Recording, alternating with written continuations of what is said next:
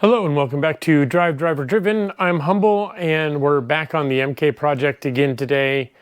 I got a little carried away with things, so this is going to be a little bit of a point and talk kind of episode. Once I spin the camera around, I think you'll have a better idea of why. Initially, I just wanted to get the rear differential in the car, and I did that. It's all bolted in, except when I first went to put it in, the whole chassis just kind of tipped over on the back. So I needed to put a little bit of weight on the nose, and so I did. And then I get a little carried away. So let's start with some of the weight I added to the nose. The front suspension is just on temporarily. A bunch of it has to come back off in order to put the body on, but it goes on very, very quickly and very, very easily. I haven't done any adjustments. I haven't said anything like for all these heim joints or rose joints, if you will. All I did is wind them all the way in and then back them out like half a turn, and that's how all of them sit. You can see that each of these has a spacer for it. So these are all M12s on the suspension arms. These are also M12s, except there's a right and a left hand here. And that allows you to use this as a turnbuckle to adjust your suspension ride height when the time comes. You can see the shocks are already in. We have the rockers on. The rockers are a little bit of a process, not too crazy. Again, there is basically the pegs that were sticking out of the chassis. Well, there's an inner bearing race and then the bearing itself. So you have to put the inner bearing race on the little leg. There's one in the back and one in the front. You have to make sure that the rear one is driven all the way back against the chassis. So if there's any paint or debris or weld marks or anything like that, you got to make sure it's nice and smooth. And then you just indent that little leg with like a center punch to keep that inner bearing from coming back off. And then likewise, there's one for the front. You put it on, you slide it in until it's just a hair past the end, and then again use a center punch to mark the peg so that it can't slide backward. And then you put the bearings inside of your rockers, grease them up really nice because they're needle bearings. There is a Zerk here that you can use to add grease later on. And then once all that's done, they take just an M6 bolt and a nice wide fender washer to just hold everything in place, although it's pretty well on there. You just want to make sure that it moves freely up and down once everything is tightened. So I've assembled both sides because I wanted to get the shocks on, and again, just pre-assemble everything to see how it goes. You have to be a little bit careful with order of operation, so I would say do suspension first, obviously, before you put the radiator package on. When you're doing the suspension, I say do your rockers first, then do your ride height adjuster bars. Make sure those are in, because you can see it's the bolt goes in here and it's kind of trapped by the chassis. Then you do your shocks, get your shocks in, and if, like me, you're running let's see if I can show it here, a double adjustable or a single adjustable, make sure your adjusters are facing out, and then make sure the body of the shock is down here. That way it's not part of your moving assembly to reduce weight on what's having to change direction. Yeah, make sure your adjusters are facing out because you can see there's just not enough room in there. And when you put the shocks in, do your top bolts first, then swing the arm down and fit your bottom shocks. Because again, you'll find that there probably isn't enough room to get this bolt out past the chassis, and trying will just mark the chassis up. So just save yourself a little frustration and do it in that order. As far as the arms go, we got the front arms on. Something that's really interesting to me is how far forward swept everything is. So even on an older Lotus 7, right here where the knuckles would be, is actually like back here. It's almost, I would say, 4 to 6 inches back towards the back of the car. And so effectively this just lengthens the wheelbase. And so I'm kind of curious as to how that would change things if the wheels were placed backwards a little bit, if it would just quicken the chassis a little. Just something to think about. But otherwise, bottom arm goes in fine, top arm goes in fine. I'm missing some of the hardware for the lower ball joint, so this bolt here, and I'm not convinced I'm actually using the correct hardware for this pinch bolt. It'll work, it just seems awful long. So either I have to cut this bolt down or go and find one that's maybe 20 mil shorter. But that brings us to the steering, which is kind of tucked under the radiator there. That's really nothing doing. We can get a somewhat better angle of it here. So this is a Sierra or an Escort rack. These come in several different flavors as far as like how many turns lock to lock, what your steering ratio is, etc. So the one on this car and the one on the MK are on the quicker side, but they're not the fastest racks available. And of course, the faster the rack, the more difficult the steering is, which can be a bit of a pain if you have to run a smaller steering wheel like you often do for these cars. So there's kind of a happy medium in terms of how fast your rack is and how big your steering wheel is. To attach it, it's just a couple of clamps that bolt onto the chassis. It's not rocket surgery. It goes on just about as easy as can be. For our steering shaft, this lower part here was supplied by MK as an option. They will lengthen this from a Miata donor or an MX-5 donor. And it runs all the way up and through the bulkhead here.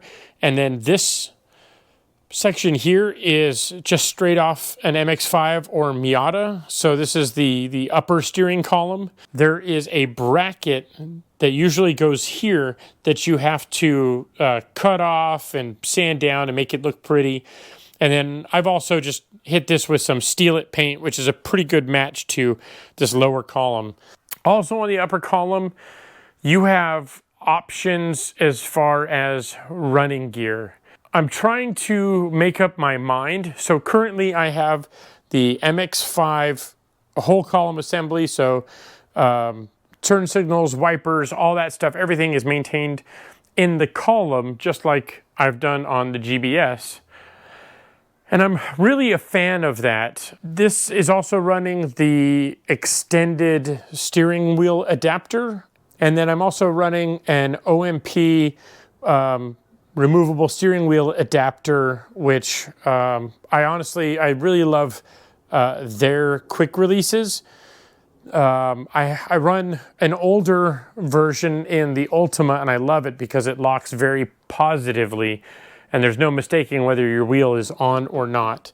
And there's no slop or play, and I really, really like it. It's a little on the expensive side, but again, for feel, I just like this setup the best. I don't think this tray was finally in, so it's been riveted to the chassis. When you rivet this plate in, I would suggest having your steering column in just to make sure that it doesn't interfere with the column. So like I had trimmed this little section on the other side because it didn't quite squeeze past. But that's fine. Things had shifted a little bit, but it is what it is. So on this tray is where all of your relays, if you're using them, or your wiring, your ECU, all that stuff will sit. And so I wanted to have that in place because, as you can see, we're coming into wiring soon. I'm trying to figure things out. So as I was mentioning, You can use the MX-5 switch gear as an option. You can also use dash-mounted buttons, and well, it's giving the game away, but I also have a Haltech CAN button pad, just a little 8-button pad controlling different options in the car. So right now I'm just trying to figure out, of the circuits I have available, how much I can dedicate to things like lights, turn signals, powering accessories, wipers, and that sort of thing, to see what I can power with the Haltech PDM and what needs to be set up more traditionally. Now, I wanted to have the car as a roller, but maybe I'll do that on camera next, because unfortunately this pile of rear arms needs rose joints, and the ones that came, well, half the rose joints in the kit are actually the wrong size. These are all M14, and what's missing is M12. By the way, this is the RR suspension option, I should say. So this is rose joints all around rather than urethane insides, which is what you would typically see.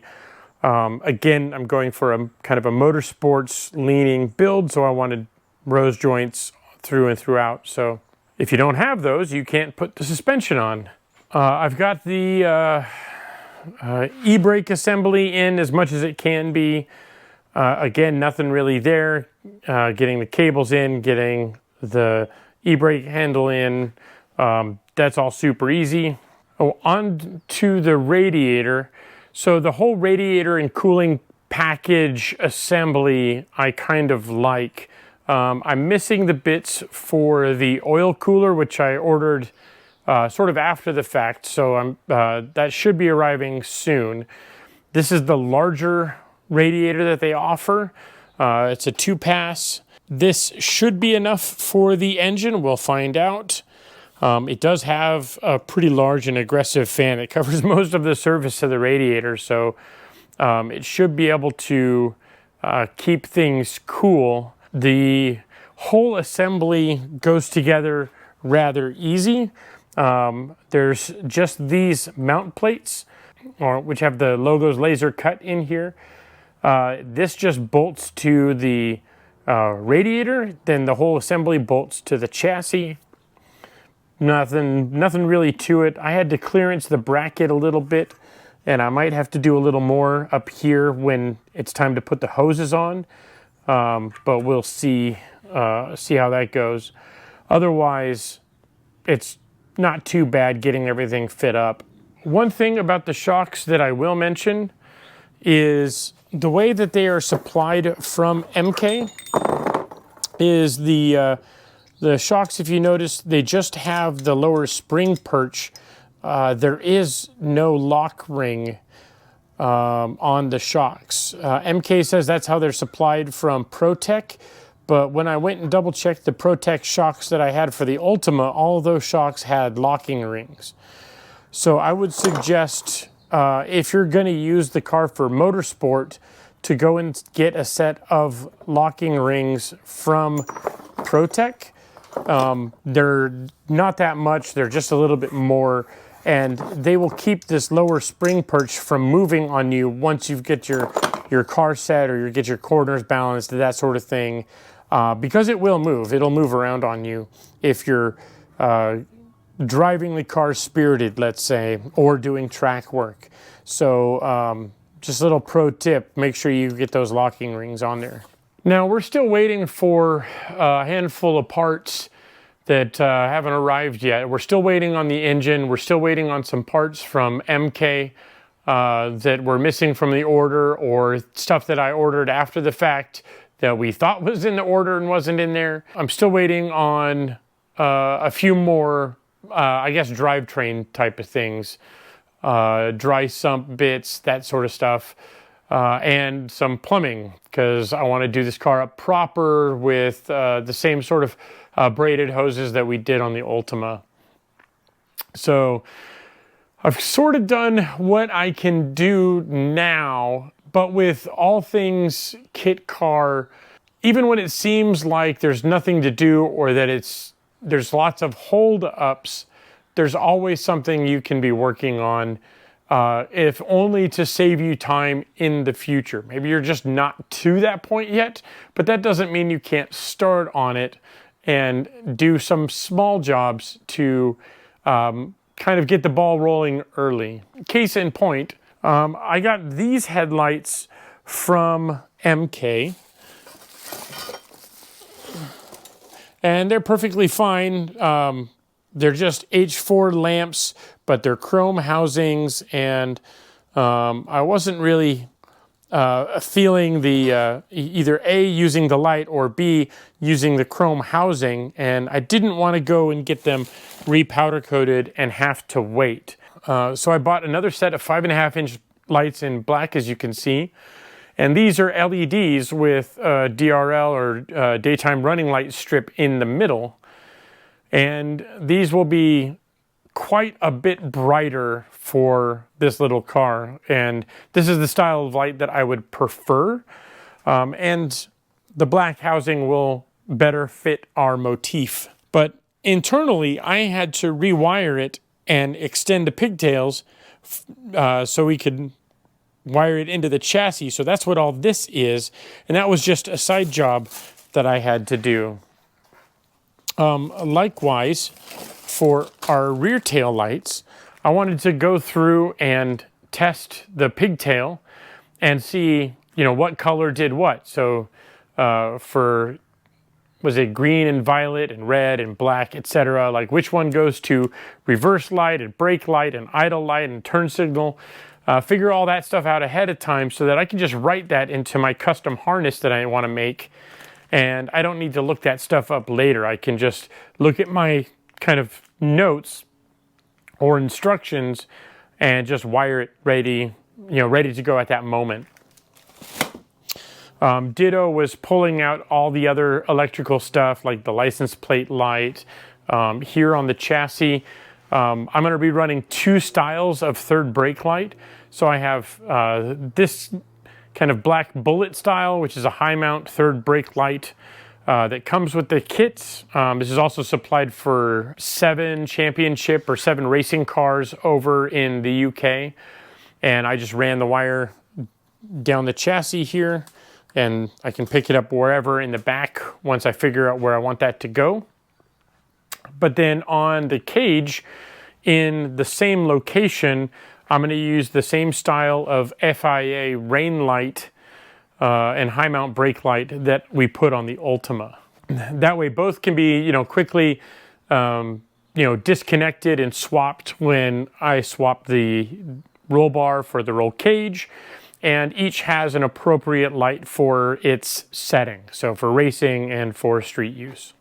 So that kind of catches you up to where I'm at now. Is it's a little bit of hurry up and wait, but I'm trying to use my time wisely by digging into the wiring, because that's going to be the most time heavy piece of the build. Everything else practically falls onto the car. As you saw, the getting everything on the nose of the car to keep it from tipping over, that's maybe an hour's worth of work tops. All that stuff, almost like, I am not really joking when I say that you could pour it out of a box and it falls onto the car fully assembled. Like it's so quick and easy that once you start putting bolts and spacers together, you end up with a fully built front end in, well, just about the matter of an hour. So yeah, pending the engine arriving or the other parts arriving, I'll be working on wiring, which